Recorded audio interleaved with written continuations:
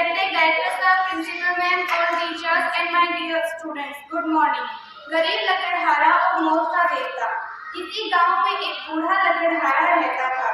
70 वर्ष के करीब की उम्र थी उसकी। परिवार में कोई न था, बिल्कुल अकेला रहता था। जमा पूंजी के नाम पर भी उसके पास कुछ न था। स्वास्थ्य भी पूरी तरह लड़खड़ाया हुआ था। यही नहीं, दिन भर की तोड़ी लकड़ियां उसे शाम को बाजार में बेचने भी खुद ही जाना पड़ता था। और कहने की जरूरत नहीं कि तब कहीं जाकर रात को उसे 2 निवाले नसीब होते थे। वाकई बड़ा कष्टपूर्ण जीवन था उसका। यह तो ठीक, पर उसकी असली शामत वर्षा ऋतु में आ जाती थी। अक्सर तोड़ी हुई लकड़ियां भीग जाती थी और बेचने लायक न बचती। फलस्वरूप बारिश के कहर से उसे चलते 2 दिन भूखा रहना पड़ता था। यह उम्र और ऐसा कष्ट, वह पूरी तरह थक गया था। अक्सर दुखी होकर प्रार्थना भी करता था कि हे मौत के देवता, तू मुझे उठाना क्यों नहीं है? मुझे नाराज क्यों करता है मौत के देवता? तुमने मुझसे छोटे छोटे को उठा लिए, फिर भी मुझसे क्या दुश्मनी है तेरी?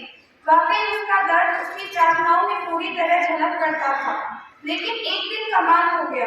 ऐसी ही हताश मनोदशा में एक दिन वह पेड़ के नीचे बैठकर फिर मौत के देवता को पुकार कर जीवन से मुक्त करने की प्रार्थनाएं कर रहा था। उसका एक ही रोना था कि मुझे कब उठाएगा तू? इधर अभी उसकी प्रार्थना जारी ही थी कि किसी ने उसके कंधे पर हाथ रखा। बूढ़ा चौंक गया। उसने पलट कर देखा तो एक विशालकाय मनुष्य खड़ा था।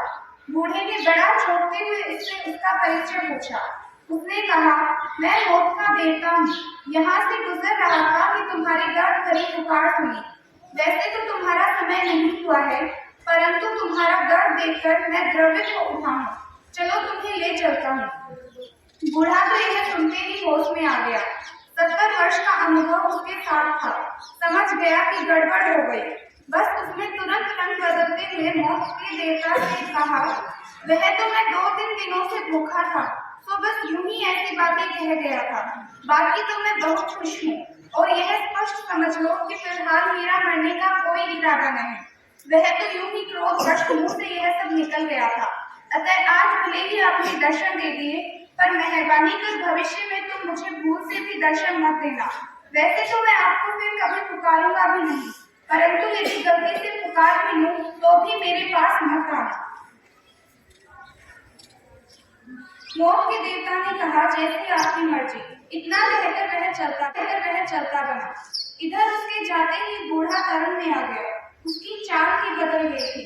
आश्चर्य तो यह था कि उसके बाद फिर कभी उसने कष्ट का अनुभव ही नहीं किया। उसके सोच और जीवन दोनों बदल चुके थे। बाहर की दुनिया में सब कुछ वैसा का वैसा था, लेकिन फिर भी उसके भीतर सब कुछ पूरा का पूरा बदल गया था। क्यों? बस साक्षात मौत को देखते ही उसे एहसास हो गया कि और कुछ नहीं तो कम से कम जीवन तो है उसके पास, और अब जीवन है, एहसास जीवित है, फिर और क्या चाहिए? सार मनुष्य के लिए उसके जीवन से बढ़कर और कुछ नहीं है। लेकिन वजह यह है कि उसका भी महत्व है उसे तब पता चलता है जब वह जाता दिखाई पड़ता है। और जिसे अपने स्वयं के साक्षात जीवन की कदर नहीं, उसे अपने आसपास के व्यक्तियों या वस्तुओं की कोई कदर होने का सवाल ही नहीं उठता। लेकिन यह मनुष्य का पागलपन नहीं तो और क्या है कि उसे जो वह मिट्टी जान पड़ती है और गलती से खो जाए तो वही उसे सोना मालूम पड़ता है। जबकि सत्य यह है कि वह सिर्फ उसी के साथ जी सकता है जो उसके पास है। Thank you.